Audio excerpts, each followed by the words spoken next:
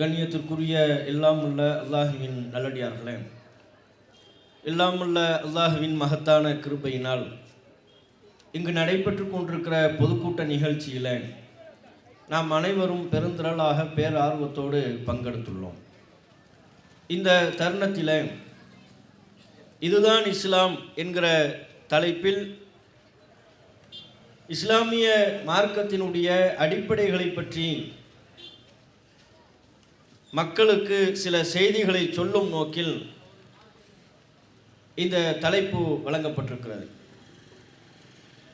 இஸ்லாமிய மார்க்கம் என்பது மனித சமூகம் எப்படி வாழ வேண்டும் என்பதை அல்லாஹ் ரப்புல் ஆலமீன் மனிதர்களிலிருந்தே ஒரு தூதரை தேர்வு செய்து அந்த அல்லாஹ்வால் வழங்கப்பட்ட வாழ்க்கை நெறிக்கு பெயர்தான் இஸ்லாம். 1400 ஆண்டுகளுக்கு முன்பு அரேபிய தேசத்திலே நபிகள் நாயகம் ஸல்லல்லாஹு அலைஹி வஸல்லம் அவர்களை இறைவன் தனது தூதராக தேர்வு செய்தான்.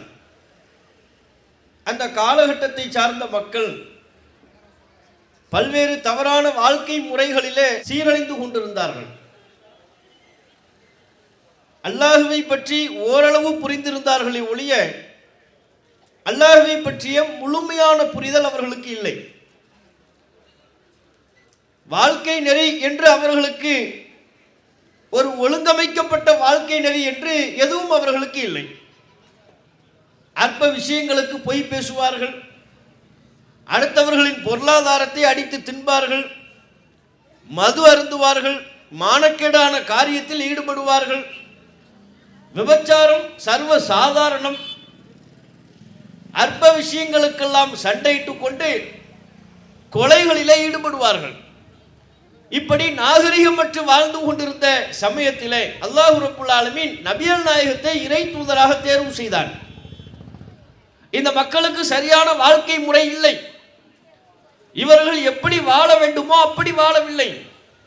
ஆகவே இவர்கள் வாழ்வதற்குரிய இவர்கள் மட்டுமல்ல, இனி உலகம் அழியும் வரையிலையும் எந்தெந்த நாட்டில் எந்தெந்த சமுதாய மக்கள் தோன்றுவார்களோ உருவாகுவார்களோ அவர்கள் அனைவரும் எவ்வாறு வாழ வேண்டும் என்கிற ஒரு சிறந்த முன்மாதிரி வாழ்க்கை திட்டத்தை உமக்கு நான் வழங்குகிறேன். நீங்கள் அவர்களுக்கு சொல்லக்கூடிய இந்த வாழ்க்கை திட்டத்தின்படியே அவர்கள் வாழ வேண்டும்.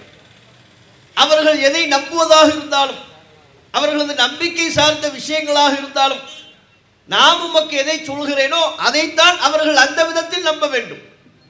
செயல்பாடுகளை சார்ந்த விஷயங்களாக இருந்தாலும் எதை செய்ய வேண்டும் என்று நான் உங்களுக்கு சொல்கிறேனோ அதைத்தான் அவர்கள் செய்ய வேண்டும். ஒழுக்க மாண்புகளுக்கு உண்டான வரையறை, அவர்களாக எதனை ஒழுக்கம் என்று நினைக்கிறார்களோ அவையெல்லாம் ஒழுக்கமாகாது. நான் ஒழுக்கத்திற்கான வரையறையை தருகிறேன். எது ஒழுக்கம், எது சிறந்த கற்பு நெறி, அதற்கான வரையறை என்ன, ஆடை ஒழுங்கு என்ன, கற்பொழுக்கத்தை பேணுவதற்குண்டான அடிப்படை அம்சங்கள் என்ன, எல்லாவற்றையும் நான் உங்களுக்கு வகுத்து தருவேன். அதன் அடிப்படையில் இந்த மக்கள் வாழ வேண்டும். இப்படி மனித சமூகம் அவர்களது நம்பிக்கை சார்ந்தும் அவர்களது செயல்பாடுகள் சார்ந்தும் எல்லா வகையிலையும் உள்ளடக்கி அல்லாஹ்வால் பார்த்து பார்த்து நமக்கு தரப்பட்ட சட்டங்களின் தொகுப்பே இஸ்லாம். அல்லாஹ் சொல்கிறான், இன்ன தீன இன்தல்லாஹில் இஸ்லாம். தீன் என்றால் வாழ்க்கை நெறி என்று சொன்னால் அல்லாஹ்விடத்தில் அங்கீகரிக்கப்பட்டது இஸ்லாம் தான். நீங்களாக ஒரு வாழ்க்கை நெறியை நீங்கள் உருவாக்கி கொள்ளக்கூடாது. எனக்கு இதுதான் சரியான பாதையாக தெரிகிறது, எனக்கு இது நல்லவையாக தெரிகிறது, எனக்கு இது சரியாக தோன்றுகிறது, நீங்கள் சரி தவறை முடிவு செய்யக்கூடாது. நீங்கள் செல்ல வேண்டிய பாதையை நான் தான் உங்களுக்கு சொல்லித் தருவேனே ஒழிய நீங்களாக நீங்கள் செல்லும் பாதையை தேர்வு செய்யக்கூடாது. உமை யப்தகி கைரல் இஸ்லாமி தீனன், இஸ்லாம் அல்லாத ஒரு வாழ்க்கை நெறியை நான் உங்களுக்கு எதை வகுத்து தருகிறேனோ அது அல்லாத ஒரு வாழ்க்கை நெறியை நீங்கள் உருவாக்கி கொள்வீர்களே ஆனால் ஃபலை யுக்பல மின்ஹு, அது அல்லாஹ்வால் அங்கீகரிக்கப்படாது. குர்ஆனில் அல்லாஹ் சொல்கிறான், நான் சொல்றபடி வாழுங்க, நான் எதை நம்ப சொல்றேனோ அதை நம்புங்க, நான் எதை செய்ய சொல்கிறேனோ அதை செய்யுங்கள். உங்களுடைய அன்றாட வணக்க வழிபாடுகளாக இருந்தாலும் செயல்பாடுகளாக இருந்தாலும் சரி, அதை தீர்மானிக்க வேண்டியவன் நான் தான் என்று அல்லாஹ் சொல்கிறான். இந்த தலைப்பில் சில விஷயங்களை விளக்க வேண்டிய தேவை ஏன் ஏற்படுகிறது? இதுதான் இஸ்லாம் என்று சொல்ல வேண்டிய கட்டம் எங்கே உருவாகிறது? முஸ்லிம்களை பொறுத்தவரை இஸ்லாத்தை பற்றிய சரியான புரிதல் இன்றைக்கு இல்லை. அவர்களாக இஸ்லாமிய மார்க்கத்தை பற்றி கற்பனை செய்து கொள்கிறார்கள். இதுதான் இஸ்லாம், இது இஸ்லாம். காலம் காலமாக ஒரு நடைமுறை, ஒரு ஊரில் ஒரு பழக்கம் பின்பற்றப்படுமையானால் அதற்கு இஸ்லாத்தின் முத்திரையை குத்தி விடுகிறார்கள். இஸ்லாம் என்று, இஸ்லாத்திற்கென்று இவர்கள் தனித்த சில அடையாளங்களை கற்பனை செய்து கொள்கிறார்கள். இவர்கள் கற்பனை செய்யக்கூடிய அடையாளங்கள் எல்லாம் இஸ்லாம் என்கிற சாயத்தை பூசி விடுகிறார்கள். இப்படி முஸ்லிம்கள் அறியாமையின் காரணத்தினால் இஸ்லாத்திற்கு ஒரு தவறான வடிவம் கொடுக்கும் பொழுது என்ன பிரச்சனை ஏற்படுகிறது? நாம் எல்லா சமூக மக்களோடும் கலந்து வாழ்ந்து கொண்டிருக்கிறோம். நமது தொப்புள் கொடி உறவுகள், நம்மை நேசிக்கக்கூடிய, நமது நலனில் அக்கறை கொண்ட இந்து மத நண்பர்கள், கிறிஸ்தவ மத நண்பர்கள், பல்வேறு சமூக மக்களோடு நல்லிணக்கத்தோடு நாம் வாழ்ந்து கொண்டிருக்கிறோம் தமிழகத்திலே. அப்படியான சூழலில் அவர்கள் இஸ்லாமிய மார்க்கத்தை பற்றி அறிந்து கொள்வதற்கு முஸ்லிம்களாகிய நம்முடைய செயல்பாடுகளை பார்க்கிறார்கள். நம்ம பாய் எப்படி செய்கிறாரோ அதுதான் இஸ்லாம்.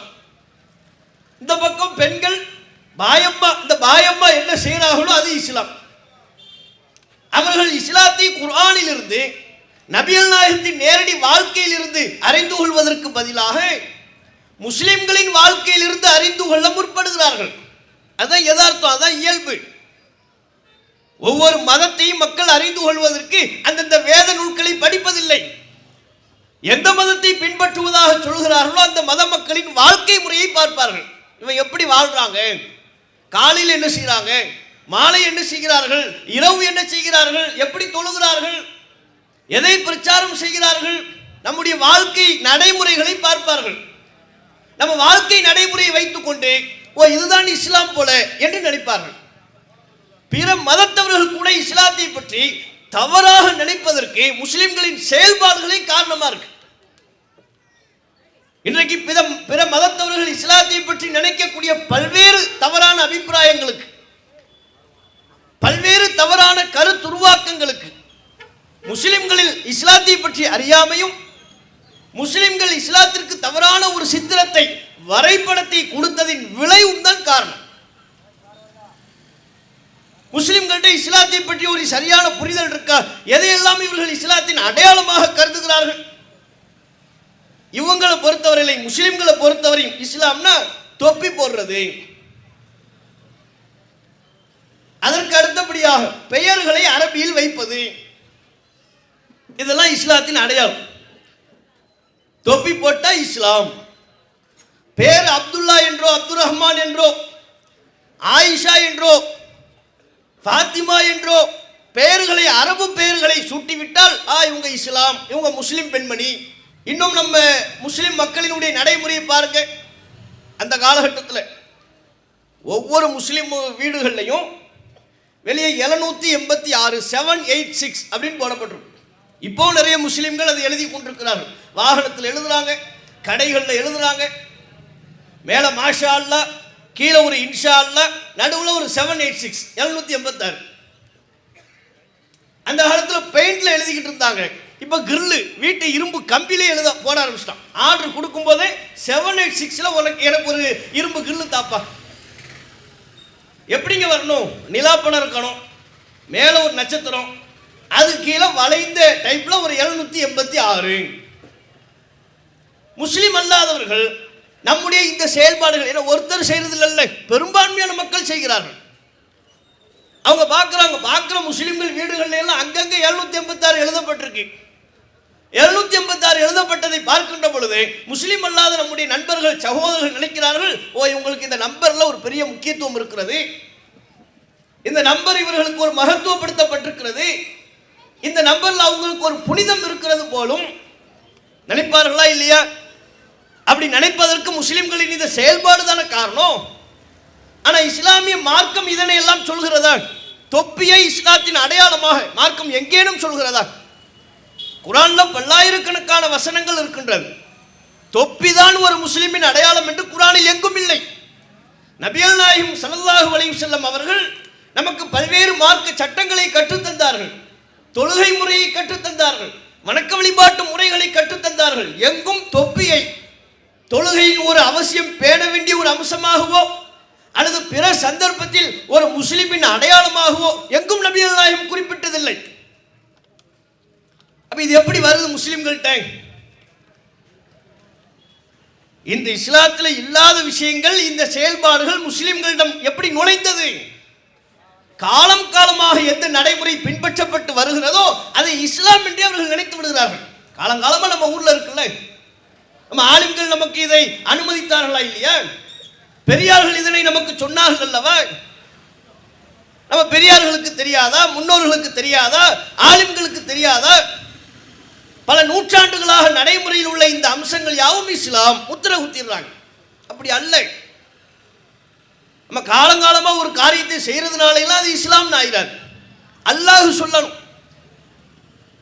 அல்லாஹ்வால் இந்த மார்க்கத்தை சொல்வதற்காக தேர்வு செய்து அனுப்பப்பட்ட அவனுடைய இறை தூதர் முஹம்மது ரசூலுல்லாஹ், அல்லாஹ்வின் தூதர் முஹம்மது நபிகள் நாயகம் அவர்கள் நமக்கு சொல்லணும். அதான் இஸ்லாம். அந்த அடிப்படையில் இஸ்லாத்தின் அடிப்படையான ஒரு அம்சம் எது? எல்லா முஸ்லிம்களும் சொல்லக்கூடிய கலிமா லா இலாஹ இல்லல்லாஹ், வணக்கத்திற்குரியவன் அல்லாஹ்வை தவிர வேறு யாரும் இல்லை. வணக்கத்திற்குரியவன் அல்லாஹ் மட்டும்தான். அல்லாஹ்வை தவிர வணங்கி வழிபடுவதற்குரிய நபர் யாரும் இல்லை. முஸ்லிம்களை நன்றாக புரிந்து கொள்ளணும். இந்த முழக்கம் எங்கே சொல்லப்பட்டது? மக்காவில். எந்த சூழலில் சொல்லப்பட்டது?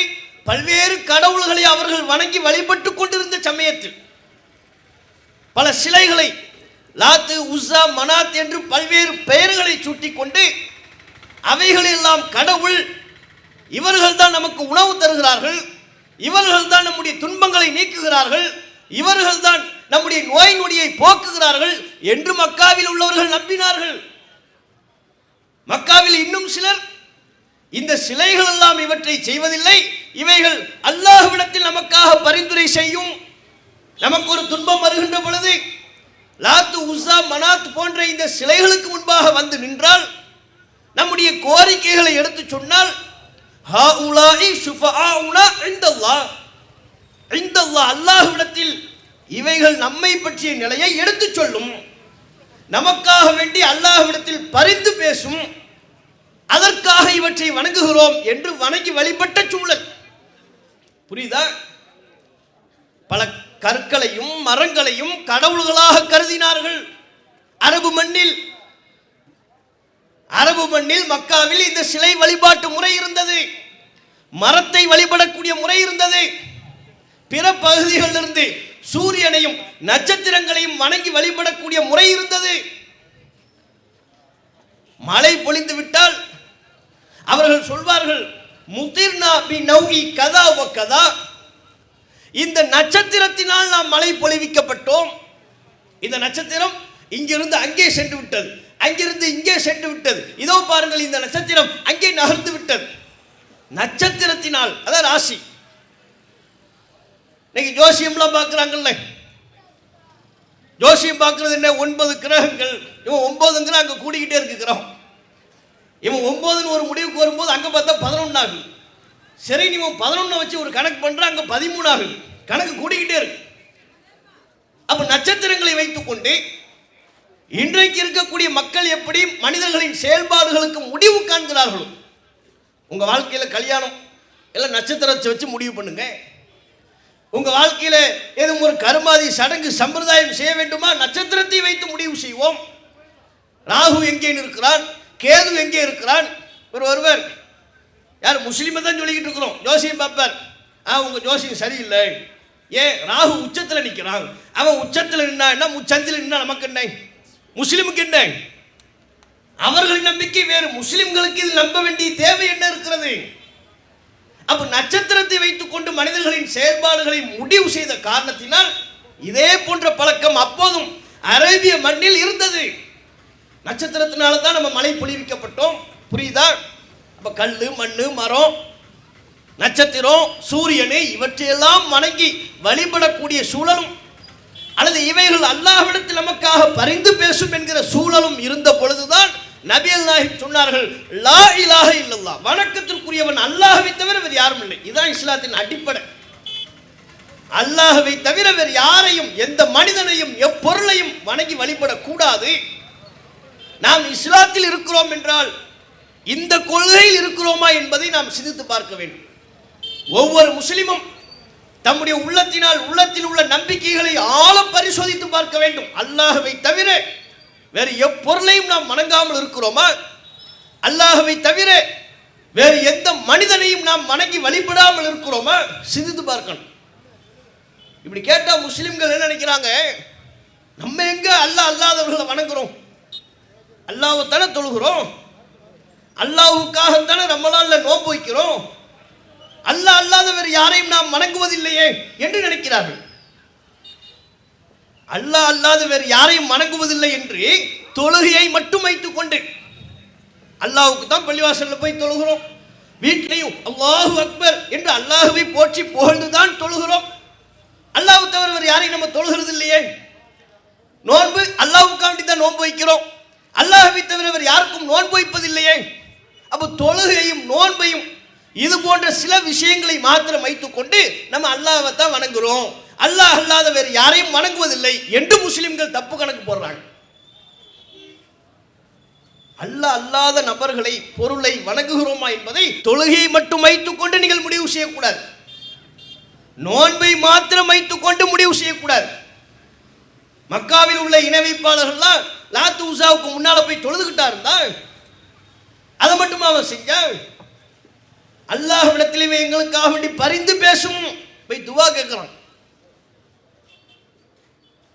அந்த கற்களிடத்துல போய், சிலைகளிடத்துல போய், மக்காவில் உள்ள இணைவை பலன் போய் துவா கேட்கிறான், பிரார்த்தனை செய்கிறான்.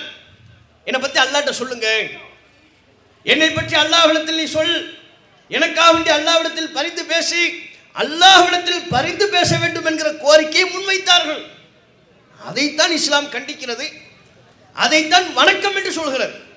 அப்படி ஒருவன் ஒரு மனிதனிடத்திலேயோ ஒரு பொருளிடத்திலேயோ படைக்கப்பட்ட ஒரு படைப்பினிடத்தில் முன்பாக நின்று கொண்டு விட்டால் அவன் அல்லாஹ் அல்லாதவர்களை வணங்கி விட்டான் அப்படின்னு அர்த்தம். இன்னைக்கு இதெல்லாம் இருக்கா? தர்கா வழிபாடு என்பது என்ன? இன்னைக்கு பாருங்க, இஸ்லாம்னா தர்கா வழிபாடு தான் இஸ்லாம் என்று முஸ்லிம் அல்லாதவர்களே கருதக்கூடிய அளவிற்கு முஸ்லிம்களத்தில் இந்த அனாச்சாரம் புகுந்து விட்டதா இல்லையா? முஸ்லிம் அல்லாதவர்களே என்ன நினைக்கிறாங்க?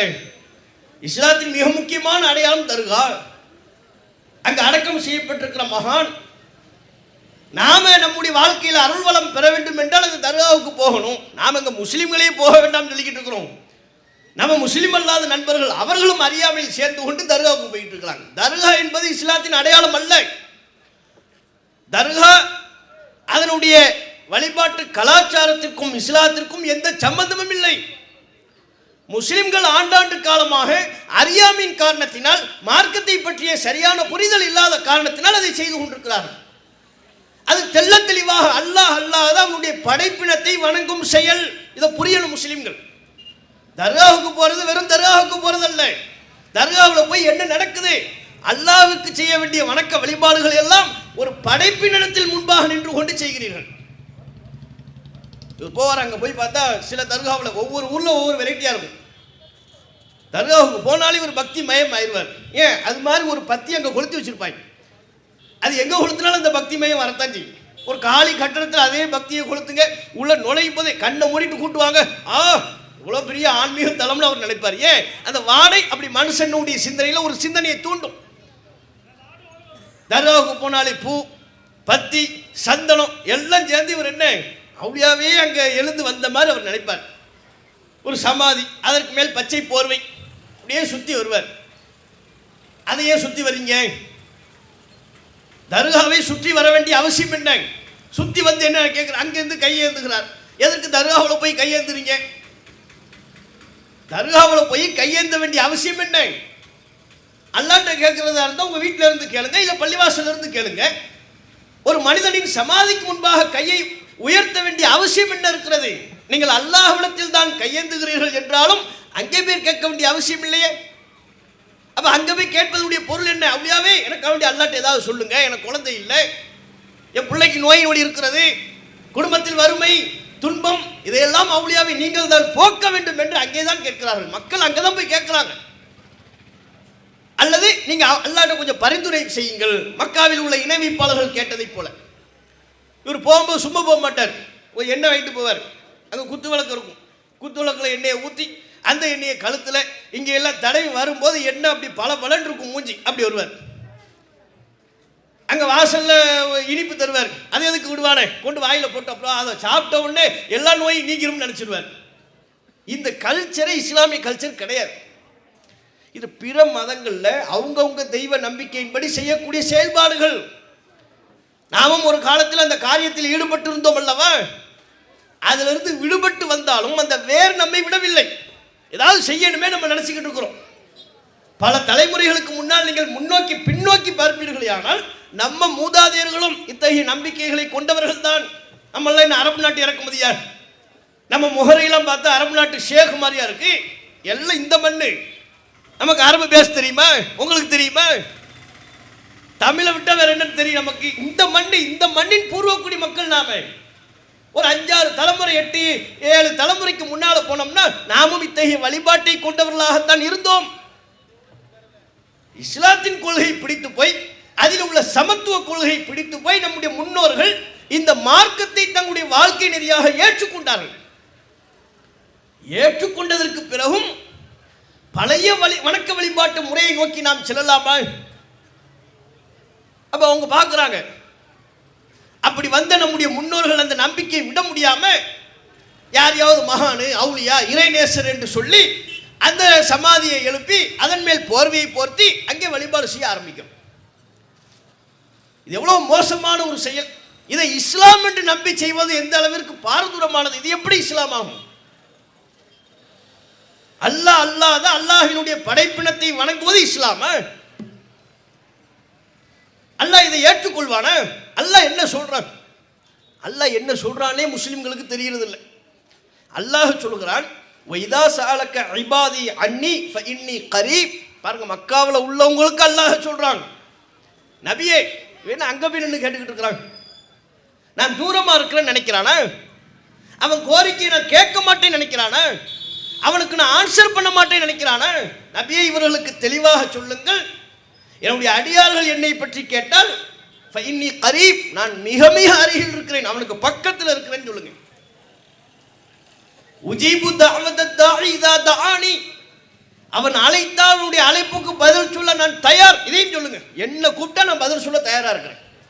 அல்லாஹ் சொல்றான், நான் உனக்கு பக்கத்தில் தாண்டா இருக்கேன், எனக்கு எந்த இடைத்தரகரும் தேவையில்லை. உனக்கும் எனக்கும் மத்தியில், அடியானாகிய நமக்கும் நம்மை படைத்த எஜமானாகிய அல்லாஹ்விற்கும் மத்தியில் எந்த இடைத்தரகரும் தேவையில்லை. பக்கத்தில் நான் இருக்கிறேன். உனக்கு எப்போதெல்லாம் தோன்றுகிறதோ அப்போதெல்லாம் என்னை அழைத்து பிரார்த்தனை செய். உனக்கு என்னவெல்லாம் தேவையோ அதையெல்லாம் என்னிடம் கேள். உஜீபு தஅவத தாஇ இதா தஆனி, அவன் என்னை அழைத்தால் அவனுடைய அழைப்புக்கு நான் பதில் சொல்ல தயாரா இருக்கேன். நான் ஆன்சர் பண்றேன் உனக்கு. உன் கஷ்டத்தை நான் போக்குறேன், என்ன கூப்பிடுங்கிறான் அல்லாஹ். ஏனைய வசனங்களில் சொல்கிறான், அம்மை யுஜீபில் முத்தர்ர இதா தஆஹு வ யக்ஷிஃபு ஸூஅ. அல்லாஹ் கேட்கிறான், இவன் பாதிப்புக்குள்ளாகும் போது இவனுடைய துன்பத்தை நீக்கி இவனுக்கு பதில் சொல்லக்கூடியவன் யார்? நான் தானே பதில் சொல்வேன். அவன் நோயை நான் தானே நீக்குவேன், கொடுக்கிறது நான், நீக்கிறது நான் தானே. அவனுக்கு வறுமையை கொடுப்பதும் நான், அந்த வறுமையை போக்குவதும் நான் தானே. அவன் பாதிப்புக்குள்ளாகும் போது அவனுடைய துன்பத்தை நீக்குபவன் யார்? நான் அல்லவா. என்னை விட்டு நீங்க இன்னொரு இடத்துக்கு போலாமா? அல்லாஹ் கேட்கிறான், இலாஹும் அல்லாஹ், அல்லாஹ்வாகிய என்னோடு வேறு கடவுள்களா? நீ வேற ஆள்கிட்ட போய் நிற்பியா? எவ்வளோ கோபப்படுறான் பாருங்க அல்லாஹ். ஒரு தந்தை தம்முடைய மகனிடத்தில் எடுத்துக்கொள்ளக்கூடிய உரிமையை விட, புள்ள ரோட்டில் நிற்கிறான், தகப்பனார் பக்கத்தில் இருக்கிறார், கொடுக்க தயாரா இருக்கிறார். அந்த தகப்பனை விட்டு விட்டு வேறு வேறு நபரிடத்தில் கையேந்தி கொண்டிருந்தால் தகப்பனுக்கு கோவருமா வராதா?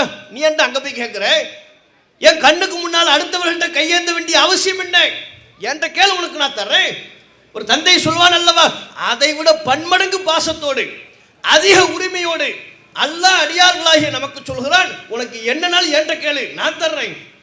நான் தலைமை உன் துன்பத்தை போக்கக்கூடியவன். இலாஹும் அல்லாஹ், என் அல்லாத வேறு கடவுள்கள் உனக்கு உண்டா? நான் தான் உன்னை படைத்த கடவுள். ஆகவே நீ என்னையே அழைத்து பிரார்த்தனை செய்ய வேண்டும் என்று அல்லாஹ் சொல்லும் போது, இதுதான் இஸ்லாம். ஆனால் முஸ்லிம்கள் இஸ்லாத்தில் இருப்பதாக காலம் காலமாக நம்பிக்கொண்டிருக்கிறார்கள்.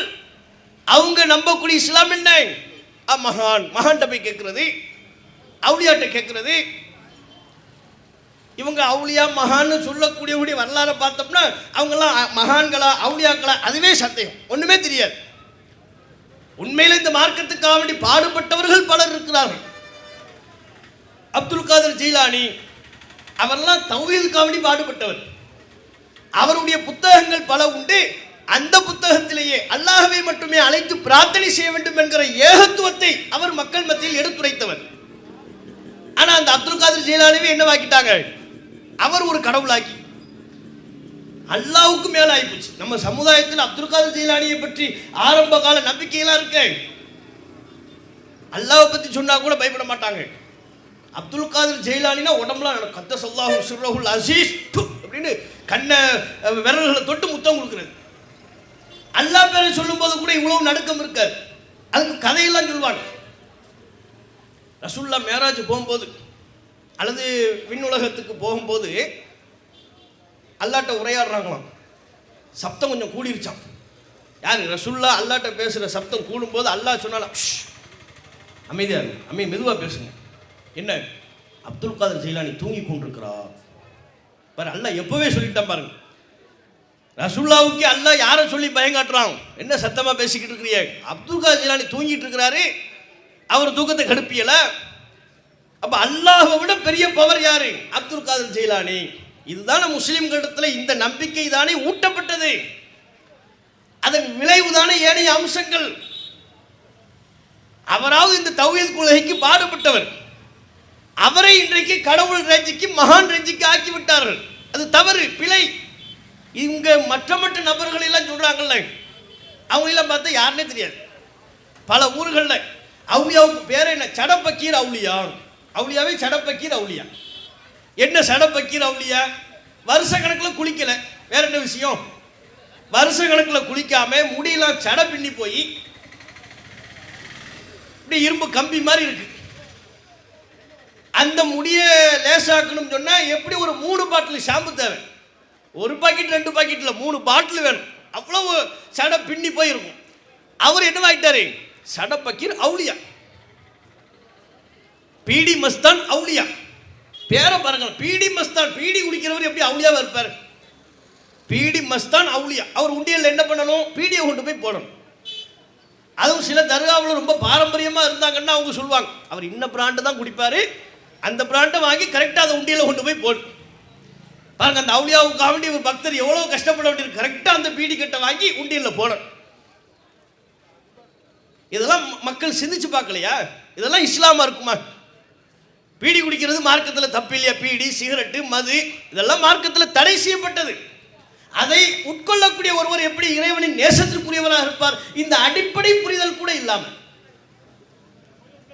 தூய்மை இஸ்லாத்தில் வலியுறுத்தப்பட்டிருக்கிறது. பன்னெடுங்காலமா பல மாதமா குளிக்காம முடிகள் எல்லாம் சடை பின்னி கொண்டிருக்கிறது. தூய்மை இல்லை அவரிடத்தில். அவர் அவுளியா மகான்கிறாங்க. அதையும் முஸ்லிம்கள் நம்புறாங்க. அப்ப இந்த நம்பிக்கைகளுக்கு பின்னால் முஸ்லிம்கிட்ட இஸ்லாம்னா என்ன என்று தேடக்கூடிய தேடல் இல்லை. யார் எதை சொன்னாலும் நம்புறாங்க. அதனால தான் முஸ்லிம்கிட்ட குறிப்பா பெண்கள்கிட்ட பல்வேறு மூட நம்பிக்கைகள் இஸ்லாத்தின் பெயரால் வருவதற்கு என்ன காரணம்? நம்ம ஊர் சைடுல எல்லாம் ஆரம்ப காலகட்டத்தில் அவ்வளவு மூட நம்பிக்கை, குறிப்பா பெண்கள்கிட்ட எல்லாம் மார்க்கத்தை புகுத்தி சொல்வாங்க.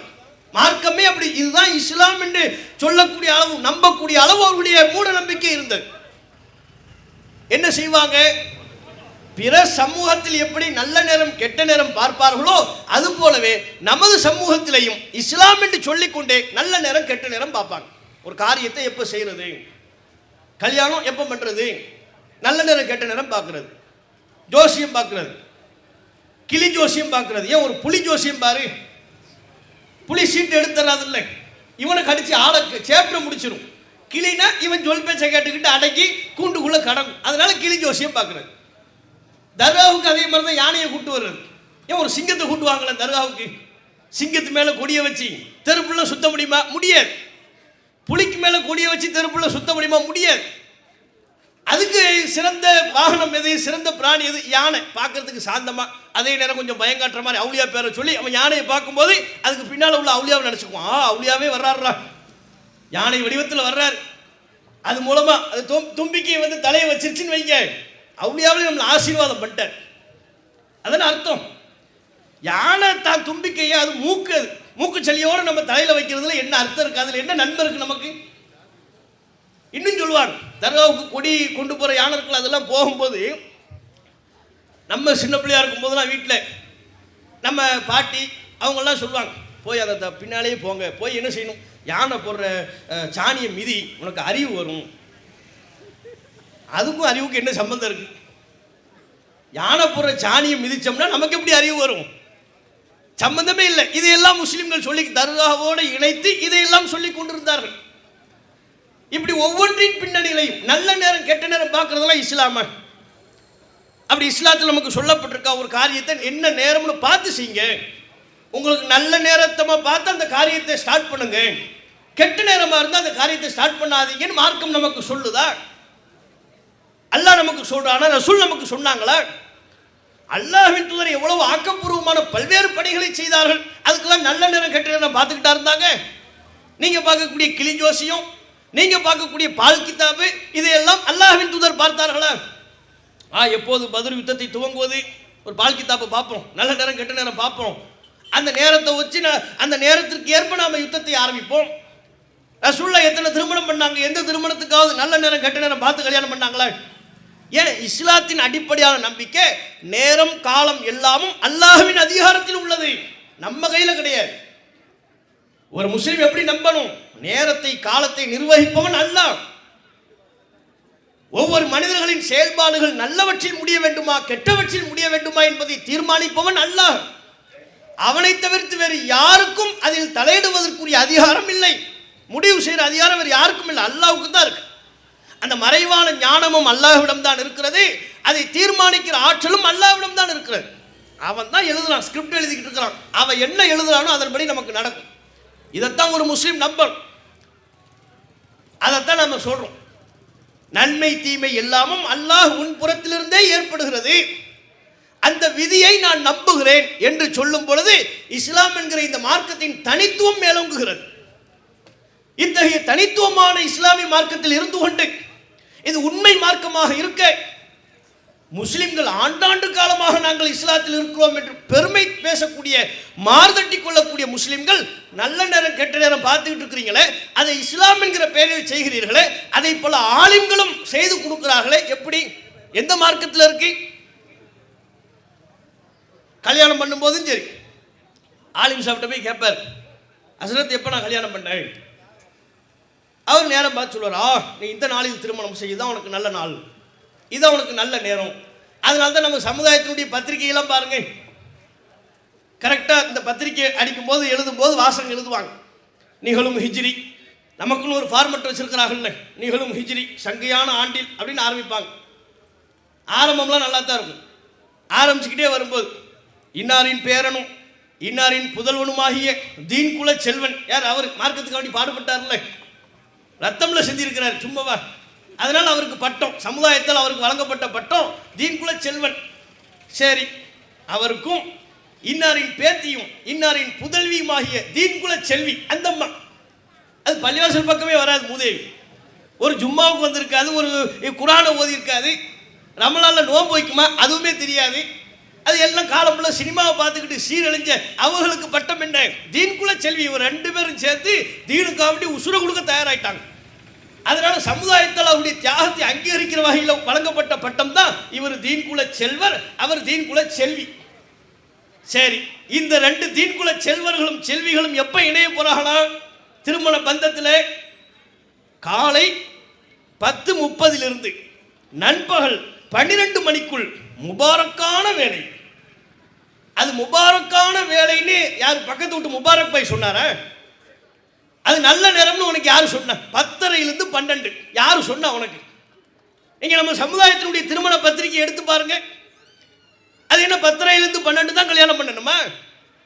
சரி, எனக்கு வசதியா இருக்கு, என் சொந்த பந்தங்கள் இந்த நேரத்தில் தான் வர்றாங்க, அது ஓகே, அப்படி சொல்ல பிரச்சனை இல்லை. எங்க காலையில் தாங்க எல்லாம் கரெக்டாக வருவாங்க, இந்த 10 மணி நேரம் தான் கரெக்டாக இருக்கும்னா அது பிரச்சனை இல்லை. என் வசதிக்காக இந்த நேரத்தை தேர்வு செய்தேன் என்றால் அதில் பிரச்சனை இல்லை, தவறில்லை. இவர் பட்டவர்த்தனமா பத்திரிகையில் எழுதுறாரு, இதுதான் முபாரக்னு விளங்குதா, அருள் நிறைந்த பரக்கத்து நிறைந்த.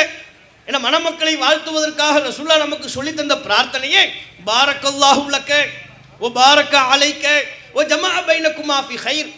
அல்லாஹ் உங்களுக்கு அகத்திலும் புறத்திலும் பரக்கத் செய்வானாக. பரக்கத் அதான் முபாரக். அப்ப அந்த பரக்கத்து உள்ள நேரம் எது என்று தீர்மானிக்கிறார்கள். 10லிருந்து 12. அப்படி மார்க்கம் சொல்லிச்சா? இதை இஸ்லாம் என்று நம்புகிறீர்களா இல்லையா? அந்த பத்திரிகைக்கு வாசகம் ஃபார்மட்டே ஆலிம் சாதனை உங்களுக்கு சரி பண்ணி தராரு. அப்ப அவரும் இதனை ஏற்றுக்கொள்கிறாரா இல்லையா? காலம் காலமாக இந்த நம்பிக்கை மக்கள் மத்தியிலே ஊன்றுவதற்கு, ஊறி போவதற்கு மார்க்கத்தை எடுத்து சொல்ல கடமைப்பட்ட ஆலிம்களும் ஒரு காரணமாக இருந்தார்களா இல்லையா? அப்ப இந்த நம்பிக்கையெல்லாம் இஸ்லாம் நினைச்சுக்கிட்டு இருக்கிறாங்க. ஊர்களில் சொல்வாங்க, முஸ்லிம்கள் பாருங்க இன்னும் எவ்வளவு மூட நம்பிக்கையெல்லாம் இருக்கு பாருங்க, இதெல்லாம் இஸ்லாம்னு நம்பிக்கிட்டு இருக்கிறாங்க. முஹர்ரம் மாசம் வந்துருச்சுன்னா மீன் சாப்பிடக்கூடாது. எத்தனை நாளைக்கு? 10 நாளைக்கு சாப்பிடக்கூடாது. யாரு சொன்னா? முஹர்ரம் மாசம் வந்தா மீன் சாப்பிடக்கூடாதுன்னு யாரு சொன்னா? குர்ஆன்ல அப்படி எதுவும் இருக்கா? ரசூலுல்லாஹ் சொன்னாங்களா? அதான அளவுகோல். இஸ்லாம்னா அதுதானே.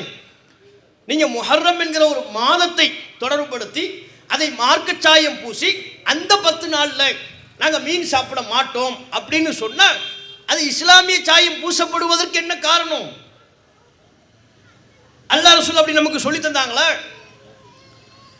இவங்களா நினைக்கிறாங்க. இவர்களாக இந்த மாசத்துல நம்ம மீன் சாப்பிடக்கூடாது, அதுக்கு ஒரு காரணத்தை சொல்லிக்கிறது, ஒரு அர்த்தத்தை கற்பிப்பது. நாம இஷ்டத்துக்கு இதுக்கு என்ன அர்த்தம், இந்த நாளில் நாங்கள் மீன் சாப்பிட மாட்டோம், இந்த நாள் அதை செய்ய மாட்டோம்னு சொல்றது இருக்குல்ல, நம்ம பார்வையில் லேசான ஒன்றா தெரியலாம்.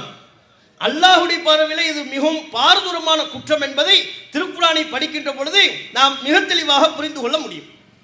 ஏன் இதே மாதிரியான மூட நம்பிக்கை, இந்த நாளில் இதை சாப்பிட மாட்டோம் அதை சாப்பிட மாட்டோம் என்கிற இதே வகையிலான இதே பாணியிலான மூட நம்பிக்கை மக்காவிலும் இருந்துச்சு. மக்காவில் உள்ள இணை வைப்பாளர்களும் இத்தகைய மூட நம்பிக்கைகளில் ஈடுபட்டிருந்தார்கள். நபிகள் நாயகம் காலத்தை சார்ந்த மக்களும் இந்த வகை மூட நம்பிக்கையில் ஈடுபட்டிருந்தார்கள். அல்லாஹ் சொல்கிறான், அல்லாஹ் சொல்றான், வகாலு நபியே இந்த மக்கள் சொல்கிறார்கள், ஹாதிஹி அன்ஆமுன் வ ஹர்சுன் ஹிஜ்ர், இவைகளெல்லாம் தடை செய்யப்பட்ட கால்நடைகள், இவைகளெல்லாம் தடை செய்யப்பட்ட விளைநிலங்கள். இந்த கால்நடைகள்லாம் நம்ம பயணிக்க கூடாது, தடை. இந்த விளைநிலம் இதனை பயன்படுத்தக்கூடாது, தடை. லா யதஅமுஹா இல்லா மன் நஷாஉ, நாம் விரும்பியவர்களை தவிர வேறு யாரும் இவற்றை உண்ணக்கூடாது. இந்த விளைநிலத்திலிருந்து யாரும் உண்ணக்கூடாது.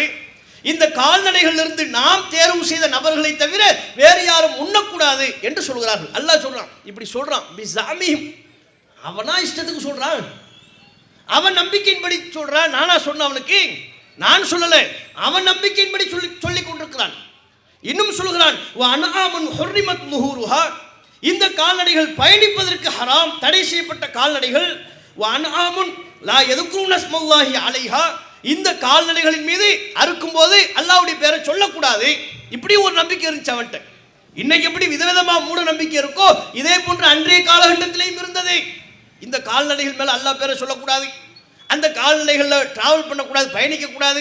இந்த விளைநிலத்திலிருந்து நாம சொல்ற ஆட்களை தவிர இன்னாலு இவர்களை தவிர வேறு யாரும் சாப்பிடக்கூடாது என்று இவர்களாக சொல்கிறார்கள். இஃப்திரா அன் அலை, அல்லாஹ்வாக என் மீது இட்டுக்கட்டி சொல்கிறார்கள். நான் சொல்லவே இல்லை, இவனா இது ஹராம் அது ஹராம்ங்கிறான், இதை சாப்பிட மாட்டேங்கிறான், இதை பயணிக்க மாட்டேன் என்கிறான். அல்லாஹ் சொல்றான் பாருங்க, சயஜ்ஸீஹும் பிமா கானூ யஃப்தரூன், இவர்கள் இட்டுக்கட்டி செய்து கொண்டிருக்கிறார்கள், இந்த சேருக்கு அல்லாஹ் தக்க கூலி வழங்குவான். நான் விட மாட்டேன். நான் ஹராம்னு சொல்லாத உடனே நீ ஹராமுங்கிறியா? விடுவனா? விட மாட்டேன். இதற்கு தக்க கூலியை நான் வழங்குவேன் அல்லாஹ் சொல்கிறான். இன்னும் இறைவன் குறிப்பிடுகிறான், ஓ காலு நபியே, இன்னும் இவர்கள் சொல்கிறார்கள், அவங்க மூட நம்பிக்கையத்தோடு முடியலை. மாபி புத்தூனி ஹாதிகள் அன்ஆமி, இந்த கால்நடைகளின் வயிறுகளில் உள்ளவை, கர்ப்பமா இருக்கும்போது ஒட்டகமோ வேறு பிராணிகளோ கர்ப்பமா இருக்கும்போது சொல்வானா, இவற்றின் வயிற்றில் உள்ளவை ஹாலிசத்துன் லிதுக்கூரினா வ முஹர்ரமுன் அலா அஸ்வாஜினா, நம்மள உள்ள ஆண்கள் மட்டும்தான் சாப்பிடலாம், பெண்கள் சாப்பிடக்கூடாது என்று சொல்வார்கள். அவன் அப்படி சொல்லிக்கிட்டு இருந்தான். ஒரு ஒட்டகம் கர்ப்பமா இருக்கும் பொழுது அதன் குட்டியை ஆண்கள் மட்டும்தான் சாப்பிடலாம், பெண்கள் சாப்பிடக்கூடாது என்று சொன்னார்கள். ஒய்யக்கும் மைத்தத்தன், அது இறந்து விட்டால், அந்த குட்டி இறந்தே பிறக்குது, இறந்து பிறந்து விட்டால் ஃபஹும் ஃபீஹி ஷுரக்கா, அப்ப ரெண்டு பேரும் சேர்ந்து சாப்பிடலாம் என்று சொல்கிறார்கள். எப்படிலாம் மூட நம்பிக்கை இருக்கு பாருங்க. ஒரு ஒட்டகம் கர்ப்பமா இருக்கு, குட்டி வயிற்றுக்குள்ள இருக்கு. அப்ப சொல்றானா, இந்த குட்டி பிறந்துடுச்சுன்னா ஆண்கள் நாங்க மட்டும் தான் சாப்பிடலாம், பெண்கள் உங்களுக்கு அதுல பங்கு இல்லை, நீங்க சாப்பிடக்கூடாது. இறந்தே பிறந்தா நீங்களும் சாப்பிடலாம் நாங்களும் சாப்பிடலாம், ரெண்டு பேரும் சேர்ந்து அதுல சாப்பிடலாம் என்று அவர்கள் சொல்கிறார்கள். இதையும் அல்லாஹ் விடல, சொல்லிட்டு சயஜ்ஸீஹும் வஸ்ஃபஹும், இப்படி இவர்கள் வர்ணிப்பதை அல்லாஹ் தக்க கூலி கொடுப்பான். நான் சொல்லாத நீயா சொல்லிக்கிட்டு இருக்கிறியா? இஷ்டத்துக்கு ஹலால் ஹராம்னு ஒரு வரைபடத்தை நீ உருவாக்குறியா? ஹலால் ஹராம் மேப்பு வரைபடத்தை நான் தான் தருவேன். உன்னுடைய வாழ்க்கை முறையை திட்டமிட்டு வடிவமைப்பவன் நான். அல்லாஹ் சொந்தம் கொண்டாடுறான், கிளைம் பண்றான். நான் தாண்டா உனக்கு சொல்வேன். நீ எப்படி இஷ்டத்துக்கு இது ஹலால் இது ஹராம்னு டிசைன் பண்ணுவேன், முடிவு பண்ணுவேன்? சயஜ்ஸீஹும் வஸ்ஃபஹும், இவர்கள் இப்படி பொய்யாக வர்ணிப்பதற்கு அல்லாஹ் தக்க கூலியை கொடுப்பான், நான் கண்டுகொள்ளாமல் விடமாட்டேன் என்கிறான். இன்னஹு ஹக்கீமுன் அலீம், இவன் இவ்வாறு செய்வதை அல்லாஹ் தெரியல நினைக்கிறானா? நான் ஹக்கீம், நுண்ணறிவாளன். அவன் செய்கிற அவன் நம்பிக்கை ஒன்னொன்னி நான் பார்த்துக்கிட்டு இருக்கிறேன். அலீம், நன்கறிந்தவன். அவனுடைய செயல்பாடுகளையும் நான் நன்கறிவேன். அந்த செயல்பாடுகளை எந்த நம்பிக்கையின் பேரில் செய்கிறான், அவனுடைய உள்ளத்தில் உள்ள நம்பிக்கையும் நான் நன்கறிவேன். எனக்கு தெரியும். அல்லாஹ் எப்படி கண்டிக்கிறான் பாருங்க. ஒரு நம்பிக்கைக்கு இதை சாப்பிட மாட்டேன்னு சொன்னதை அல்லாஹ் லேசா விடல. சாப்பிட மாட்டேன்னு நான் சொன்னேன்னா, இதை சாப்பிடக்கூடாதுன்னு நான் சொன்னேன்னா, அதே பார்வைதான் முஸ்லீம்களே உங்களுக்கும் வரும். நீங்களாக இஷ்டத்துக்கு இது நல்ல நாள் இது கெட்ட நாள், இது நல்ல நேரம் இது கெட்ட நேரம், முஹர்ரம் மாதம் 10 நாள் மீன் சாப்பிட மாட்டோம். அல்லாஹ் நீங்க சொல்லக்கூடிய ஒவ்வொரு வஸ்ஃபையும் ஒவ்வொரு வர்ணனையையும் அல்லாஹ் கேட்டுக்கிட்டு இருக்கிறான், அல்லாஹ் பார்த்துக்கிட்டு இருக்கிறான்.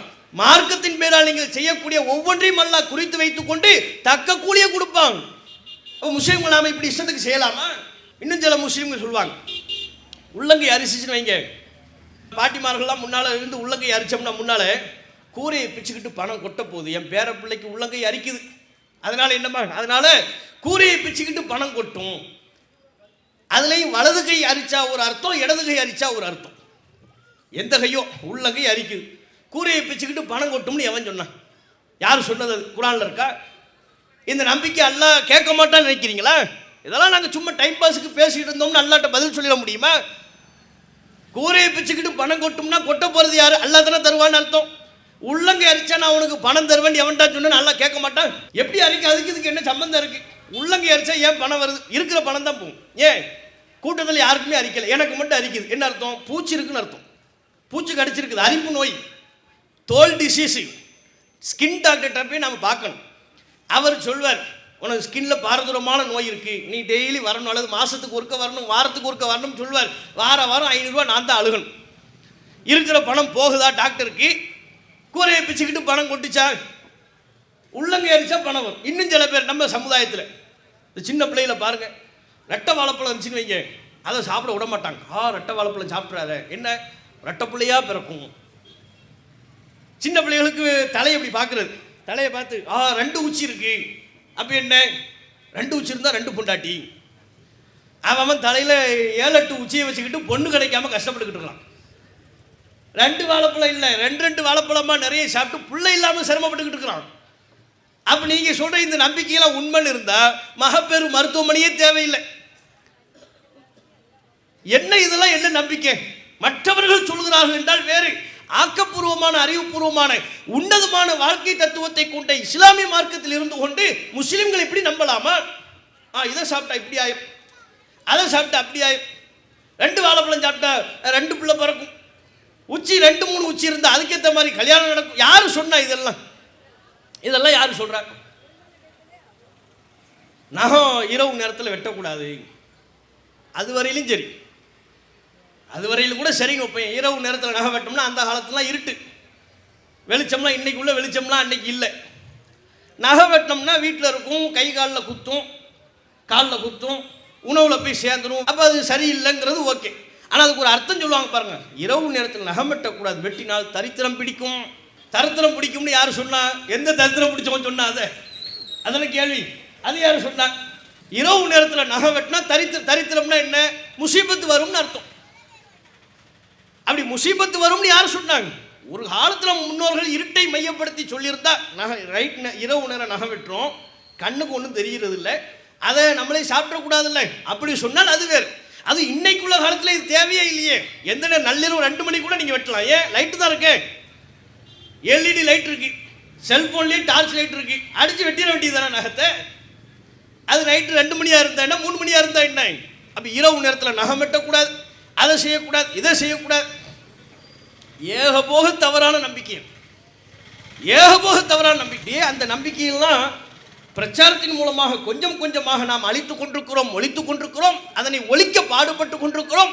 மீண்டும் முஸ்லிம்களை கற்காலத்தை நோக்கி, அறியாமை காலத்தை நோக்கியே திருப்புவதற்குண்டான வேலைகளை பார்க்கிறார்கள். நாம ஒன்றும் இது தப்பு இது தப்பு அதிலிருந்துலாம் விடுபட்டு தாங்க வர்றோம். இஸ்லாமிய மார்க்கம் நபிகள் நாயகம் ஸல்லல்லாஹு அலைஹி வஸல்லம் அவர்கள் மக்காவிலிருந்து மதீனாவிற்கு ஒரு சமூகத்தை அழைத்து சென்றார்களே, ஒரு புதிய கலாச்சாரத்தை, புதிய வாழ்வியல் முறையை கற்றுக் கொடுத்து அழைத்து சென்றார்கள். இனிமே நீ உன் பழைய பார்வையெல்லாம் வைத்துக் கொண்டிருக்க கூடாது, ஒன்றையும் புது பார்வை, இஸ்லாத்தின் பார்வையை முன்வைக்கணும். இந்த பாடம் முஸ்லிம்களின் உள்ளத்தின் ஆழமாக வலியுறுத்தப்பட்டது. இந்த அடிப்படை அவர்களின் உள்ளத்தில் விதைக்கப்பட்டது. அதன் விளைவாகத்தான் நீங்கள் திருக்குரானில் பாருங்கள், மதீனாவிற்கு இந்த முஸ்லிம்கள் சென்றதற்கு பிறகு ரசூலுல்லாஹ்விடத்தில் கேள்விக்கு மேல கேள்வி, ஒன்றையும் அவர்கள் கேள்வி கேட்பார்கள். பிறைகள் குறித்து நபி உம்மிடம் கேள்வி எழுப்புகிறார்கள். பிறையை பத்தி கேட்டாங்க சஹாபாக்கள், அதை பத்தி ஏன் கேட்கணும்? இது நாள் வரையிலும் நாம பார்த்துக்கிட்டு இருந்தோம், இது நாள் வரையிலும் நாம ஒரு நம்பிக்கையில் இருந்தோம். இனி இஸ்லாம் என்கிற ஒரு புது மார்க்கம் நமக்கு கிடைத்திருக்கிறது. இந்த மார்க்கத்தின் கண்ணோட்டத்திலிருந்து இந்த பிறையை நான் பார்க்க வேண்டும். நபியே, பிறை குறித்து என்னுடைய மார்க்கம் எனக்கு என்ன வழிகாட்டலை சொல்கிறது, சொல்லுங்கன்னு கேட்டாங்க. விளங்குதா? ஒவ்வொரு விஷயத்தையும் மதீனாவில் உள்ள நபி தோழர்கள் நபிகள் நாயகத்திடம் கேள்விகளாக முன்வைத்ததன் பின்னணி என்ன? ஒன்றையும் இனி நான் பழைய பார்வையை முன்வைப்பதற்கு தயாரில்லை. அது அறியாமை காலத்து பார்வை, அது ஐயாமுல் ஜாஹிலியத், மடமைத்தனமான பார்வை. இஸ்லாம் என்கிற இந்த பேரொளி என் வாழ்வில் பாய்ச்சப்படுவதற்கு முன்பு உள்ள ஒரு பார்வை. அந்த பார்வையை நான் குழி தோண்டி புதைக்கிறேன். இஸ்லாம் என்கிற அல்லாஹ்வால் வழங்கப்பட்ட இந்த அற்புத மார்க்கத்தை சுமந்து கொண்டதற்கு பிறகு இந்த மார்க்கத்தின் அடிப்படையில் நின்று கொண்டு நான் ஒவ்வொன்றையும் பார்ப்பேன். அந்த அடிப்படையில் தான் நபியே, பிறையை பற்றி என் மார்க்கம் எனக்கு என்ன சொல்லுது, செலவு செய்வதை பற்றி என் மார்க்கம் என்ன சொல்கிறது, மாதவிடாய் பற்றி என் மார்க்கம் என்ன சொல்கிறது, எல்லாவற்றையும் அவர்கள் கேள்வியாக முன்வைத்ததின் பின்னணியில் பழைய தவறான மூட நம்பிக்கையிலிருந்து விடுபட்டு வந்தார்கள். இன்னைக்கு அந்த அடிப்படை முஸ்லிம்கிட்ட இல்லையே. இன்னும் காலங்காலமா முன்னோர்கள் என்ன சொல்லி தந்தாங்களே அதிலே நாம் நின்று கொண்டிருப்போமே. ஆனால் இஸ்லாத்தின் பார்வை என்ன என்பதையே அறிந்து கொள்வதற்கு உண்டான தேடல் இல்லை என்றால் நாம் உண்மையான மார்க்கத்தில் இருக்கிறோமா? இதற்கு இஸ்லாம் என்கிற சாயத்தை நாம் பூசிவிட்டால் இது இஸ்லாம் ஆகிவிடுமா? முஸ்லிம்கள் யோசிச்சு பார்க்கணும். அப்ப இஸ்லாமிய மார்க்கம் என்பது அல்லாஹ்வால் வழங்கப்பட்ட ஒரு அற்புதமான மார்க்கம். இந்த அற்புதமான மார்க்கத்தை அதற்கே உரிய தூய வடிவத்தில் நாம் பின்பற்ற வேண்டும். அப்படியான வடிவத்தில் பின்பற்றும் போதுதான் முஸ்லிம் அல்லாதவர்களுக்கும் இஸ்லாத்தை பற்றிய ஒரு சரியான பார்வை கிடைக்கும். முஸ்லிம்கள் நேர்மையா இருக்கிறாங்க, முஸ்லிம்கள் ஒழுக்கத்தோடு வாழ்கிறார்கள், முஸ்லிம்கள் சரியான அடிப்பு நம்மிலிருந்து எல்லாவற்றிலையும் மேறுபட்டவர்களாக இருக்கிறார்கள். இன்றைக்கு இருக்கக்கூடிய முஸ்லிம்களை பார்த்தா நாம செய்யறது அவங்க வேற மாதிரி செய்யறாங்க. நாம ஒரு நம்பரை போடுவோம், அவன் 786 போடுறான். நாம அங்கங்க மரங்களை கற்களை வணங்கி வழிபட்டுக்கிட்டு இருப்போம். இவர்களும் அது போல மகான்களையும் மரங்களையும் கட்டி வழிபட்டு கொண்டிருக்கிறார்கள். நமக்கு அவங்களுக்கும் பெரிய வித்தியாசம் இல்லை. இதுல இருந்தாலும் ஒண்ணுதான், அதுல இருந்தாலும் ஒண்ணுதான் நினைப்பார்களா இல்லையா? இந்த மார்க்கம் எப்பேற்பட்ட தாக்கம் செலுத்தக்கூடியது நீங்க பார்க்கணும். எப்ஸ்டீன் ஃபைல்ஸ்னு ஒன்று வந்து நாறிக்கொண்டிருக்கிறது. உலக தலைவர்கள் எல்லாம் ஒழுக்கக்கேடான காரியத்தில் ஈடுபட்டிருக்கிறார்கள் என்பதை இன்றைக்கு உலகம் பார்த்து கொண்டிருக்கிறது. பெரிய பெரிய அறிவியலாளர்கள், மேதைகள் என்று போற்றப்பட்டவர்கள், அவங்கெல்லாம் சிறுமிகளை பாலியல் ரீதியான இச்சைக்கு பயன்படுத்தி கொண்டார்கள் என்கிற பெயரில் அடிபட்டு கொண்டிருக்கிறார்கள். அதற்குரிய புகைப்படம் அதெல்லாம் வருது, பார்க்கவே முடியல. நாம் இந்த நேரத்தில் யோசிச்சு பார்க்கணும். இவர்கள் தானே இஸ்லாமிய மார்க்கத்தை விமர்சனம் செய்து கொண்டிருந்தார்கள். இவர்கள் தானே நமக்கு நாகரிகத்தை நாங்கள் கற்றுத்தரப் போகிறோம் என்று சொன்னார்கள். இன்றைக்கு எந்த ஒழுக்கக்கேட்டில் வீழ்ந்து கிடக்கிறார்களோ இவர்கள் தான் ஒரு காலத்தில் உனக்கு நாகரிகமே தெரியாது, நான் உனக்கு சொல்லித்தரேன், ஒழுக்கம்னா என்ன நான் உனக்கு சொல்லித்தரேன். உங்க மார்க்கம் பெண்களை அடிமைப்படுத்துகிறது, புர்கா போட சொல்லி அடிமைப்படுத்துகிறது. நீங்க 2-3 கல்யாணம் பண்றீங்க, 2க்கும் மேற்பட்ட திருமணங்களை செய்வதற்கு உங்கள் மார்க்கம் அனுமதிக்கிறது. மார்க்கம் அனுமதித்த இந்த விஷயங்கள் எல்லாம் விமர்சனம் செய்து கொண்டிருந்தவர்கள், இதை ஒழுக்கக்கேடு என்று சொல்லிக் கொண்டிருந்தவர்கள் 2 கல்யாணம் பண்றதை ஒழுக்கக்கேடுன்னு சொன்னவன் சின்ன பிள்ளைகளை பாலியல் இச்சைக்கு பயன்படுத்திக்கிட்டு இருக்கிறான். இவன் இஸ்லாத்தை பற்றி விமர்சனம் செய்வதற்கு தகுதி உண்டா? தார்மீக உரிமை உண்டா? அப்ப இந்த நேரத்தில் தான் இந்த மார்க்கத்தின் அருமை நமக்கு விளங்குகிறது. இந்த மார்க்கம் யாராலும் விரல் நீட்டி குறை சொல்ல முடியாத மார்க்கம், அப்பழுக்கற்ற மார்க்கம், அற்புதமான தத்துவத்தை கொண்ட மார்க்கம். இந்த மார்க்கத்தை கடைபிடிக்கின்ற பொழுது என்னுடைய ஈமான் பலப்படுகிறது. இந்த மார்க்கத்தை கடைபிடிக்கின்ற பொழுது என்னுடைய அறிவு மேம்படுகிறது. ஏன்? நான் கல்லுக்கு முன்பாக நின்று கொண்டு அதனோடு உரையாட வேண்டிய அவசியம் இல்லை. படைப்பினங்களுக்கு முன்பாக நின்று கொண்டு என்னுடைய தேவையை முறையிட வேண்டிய தேவையில்லை, அவசியம் இல்லை. இந்த மார்க்கத்தை நான் பேணுகின்ற பொழுது தவறான பூச்சாண்டிகளை பயமுறுத்தி, மூட நம்பிக்கைகளை புகுத்தி, என்னுடைய பொருளாதாரத்தை பறிப்பதற்கும் என்னுடைய நிம்மதியான வாழ்க்கையை கெடுப்பதற்குமான வாசல் அடைபட்டு போகிறது. காரணம், இந்த மார்க்கம் என்னுடைய ஈமானை பாதுகாப்பதோடு என்னுடைய பொருளாதாரத்தை பாதுகாக்கிறது, என்னுடைய உளவியலை பாதுகாக்கிறது. இப்படி எல்லா வகையிலையும் பாதுகாப்பை கொண்ட இந்த இஸ்லாமிய மார்க்கத்தை முஸ்லிம்கள் சரியான முறையில் அறிந்து கொண்டு அதன் வழி நடைபோட வேண்டும். அதுவே இந்த உலகத்தில் நாம் வெற்றி பெறுவதற்கும் நாளை மறுமையில் அல்லாஹ்வினுடைய திருப்தியை பெற்று வெற்றி பெறுவதற்கும் அடித்தளமாக அமையும் என்பதை சொல்லி, அல்லாஹ் அத்தகைய நல்வாய்ப்பை நம்ம அனைவருக்கும் தந்தருள்வானா என்று கேட்டு என்னுடைய உரையை நிறைவு செய்து கொள்கிறேன். வாஹிரு தாவானா அல்ஹம்துலில்லாஹி ரப்பில் ஆலமீன். அஸ்ஸலாமு அலைக்கும் வரஹ்மத்துல்லாஹி வபரகாத்துஹு. அல்லாஹு அக்பர். அல்லாஹ்